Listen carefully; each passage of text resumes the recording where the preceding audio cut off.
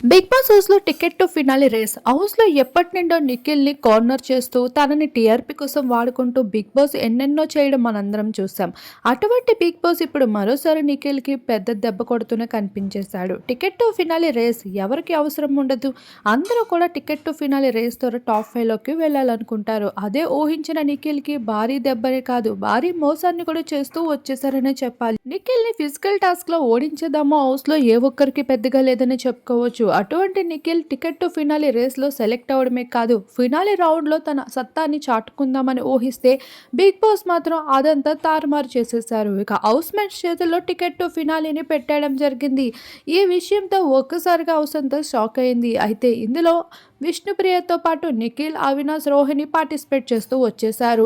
ముందుగా నిఖిల్, అవినాష్, రోహిణి టేస్టీ తేజని పెడితే tasty Teja out అయిపోవడంతో ఇక విష్ణుప్రియని ఎంచుకోవడం జరిగింది. అలా వీళ్ళ నలుగురు అయితే పార్టిసిపేట్ చేస్తూ ఆడియన్స్ చేతుల్లో పెట్టడంతో ఒక్కసారిగా పెద్ద దెబ్బ తగిలింది నిఖిల్కి.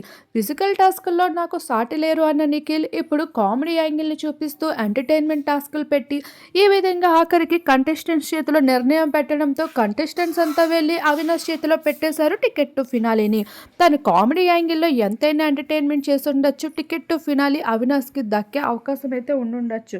కాకపోతే ఒక ఫిజికల్ టాస్క్ని పెట్టి వాళ్ళలో ఎవరు ఎంపిక అవుతారో అనేది వాళ్ళకి వదిలేస్తే బాగుండేది అంటూ ఫ్యాన్స్ అయితే ఫీల్ అవుతూ ఉన్నారు. ఇలా కంటెస్టెంట్స్ చేతిలో పెట్టడంతో ఇక చాయిస్ అనేది వాళ్ళకి నచ్చినట్లుగా మారిపోయింది. ఈ భాగంగా అయితే ఇక టాస్క్లో గట్టిగా పర్ఫామ్ చేసి ఇక్కడ వరకు వచ్చినందుకు వాళ్ళ కష్టానికి తగ్గ ఫలితం దొరకలేదని బిగ్ బాస్ ఇవ్వలేదని చెప్పుకోవాలి.